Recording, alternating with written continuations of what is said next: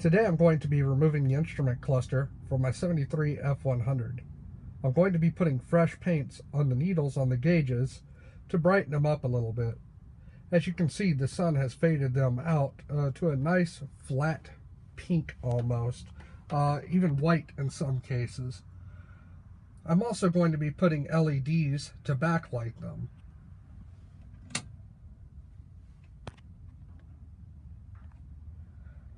This is with mild lights on inside of my shop. And this is with the lights off. Even with this halfway decent camera I have on my iPad, it's still hard to pick up the gauges because they are so dim. Hopefully the LEDs will fix that. I now have the bezel off, which is pretty straightforward as far as removing screws go. But I ran into one hiccup here that I thought I'd let you know about, and that is the headlight switch. The headlight switch, I actually had to reach up under the dash, and there is a button that releases the headlight switch. Now, it really depends on what the guy at the factory did as far as how it was installed, but for me it was right here on top. A friend of mine told me about this. I actually had to call him because I had never done this before. His was on the bottom. Anyway, it's just a spring-loaded switch there. You hold that button in and pull the whole knob out. Now when you do that, it turns your headlights on if your battery's hooked up, so I had to put it back in to turn headlights off so it doesn't kill my battery while I'm here. I now have the instrument cluster out. Really, there wasn't too many problems with it. The wiring harness just simply unplugs. You squeeze in both tabs, pull it straight out. However, the speedometer cable is worth noting. Get down here where you can see it. Hold on, where are you at? Where are you at? Ah, there you are. Alright, there's this white tab on here, and this was plugged in, of course, to the back of the cluster. Basically, you had to push down this white tab right there. Push it down and pull this back away. Once you got that back, this is ready to come out. But if it's been in there for 40-something years like mine has, it took a little bit of finessing, wiggling. Just be gentle with it, and it should pop on out of there. Be patient though. You don't want to break anything. Alright, I've now moved to a new workspace here. I wanted to show you what color paint I'm actually using. I bought this on eBay for $2.49 with free shipping. I'm going to clean up my instrument cluster before I take it apart, but I did want to show you a couple of things here. These bolts on the back side are 1/4 inch, but more importantly, these tabs that hold on the front plexiglass here. Basically, if you take a pair of needle nose, let's see, okay, here we are, and squeeze it together, but you don't want to squeeze it right here at the end. Back it up about 1/4 inch, squeeze it together and push it that way. It will slide out. That's kind of hard for me to do holding my iPad and holding the tool, but basically you just have to give it a light squeeze. You don't have to try and compress the entire thing. Just a light squeeze and pull on the head of it and it slides right out. Alright, I've started pulling this apart and wanted to let you know that you only have to remove the 3 retainers up here at the top. There's 1, 2, and 3.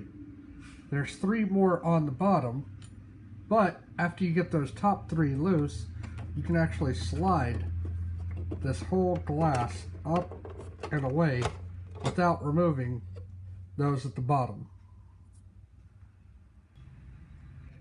Alright, I'm just about ready to start painting here. I got some toilet paper and put behind the needle, something nice and soft, and just gently worked it back there because I don't want to bend the actual needle itself. But this way, if I overshoot it, I'm not putting it on my gauges either. I also want to show you something else pretty interesting.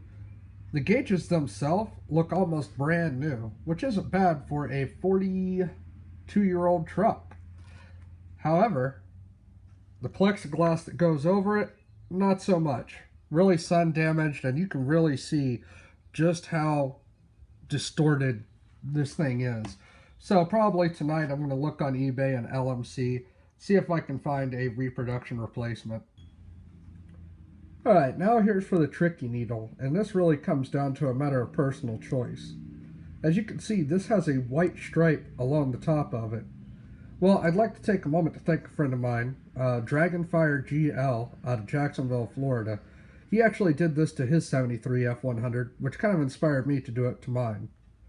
He decided he wanted to leave that white stripe there. So he took a dry brush, and as he was painting, he used the dry brush to kind of come along from the side here and just kind of gently remove any paint he got on it. However, I think I'm just going to paint the thing straight orange. I think I'd prefer that look. But the tricky part is going to be getting right up next to your actual needle there. That, I believe, is just going to take a steady hand and some patience. Basically, less is more when it comes to painting. If you want actual painting techniques for something like this, go look at a video detailing how to paint miniatures, and that might help you out a lot. But basically, small strokes, light paint, that'll pretty much get the job done. I'm going to go ahead and replace my bulbs while I'm waiting for my paint to dry. The paint bottle itself made a great prop to hold the cluster up level. The bulbs are 194s, and I'm replacing them with LEDs I bought on eBay. I got a dozen for $12.95, and that included the new retainers.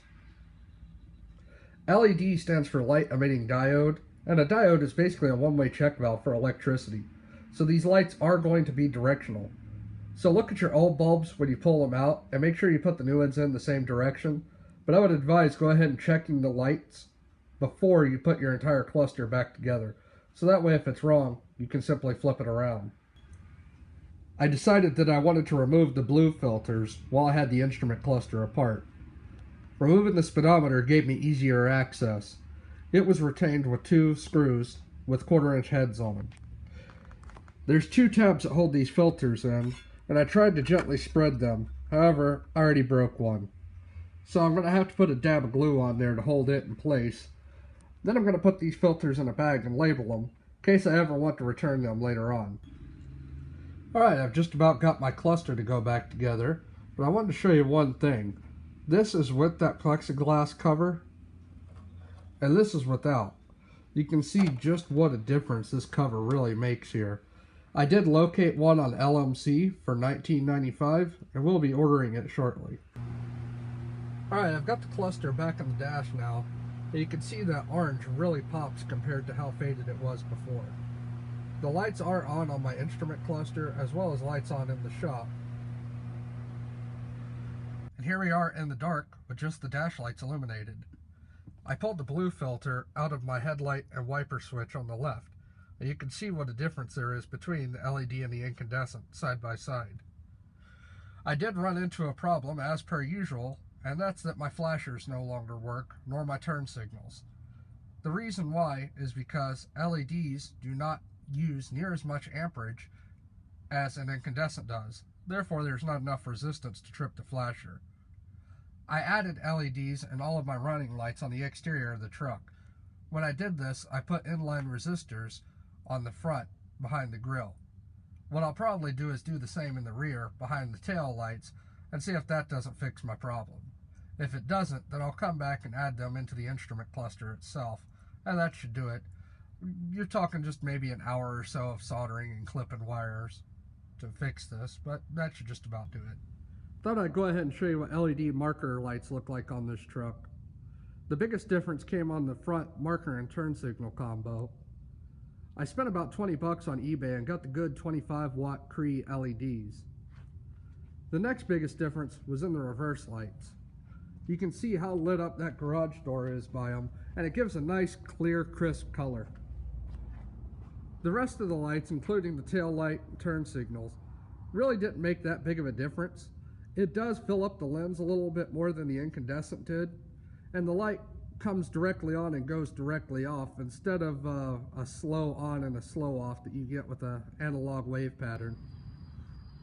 There's one more thing I did to my truck a few months ago, and that's that I added courtesy lights in the floorboard of my truck. I used a blue and white LED strip and wired them into the switches on both sides of the truck. Really, I only had to tie into the left switch. That also goes to my interior light, so I can now turn these on and turn them off with the interior light knob, and they automatically go off when I close the door, and they come on when I open the door. I hope this video has helped you with your F100 project. Thanks for watching.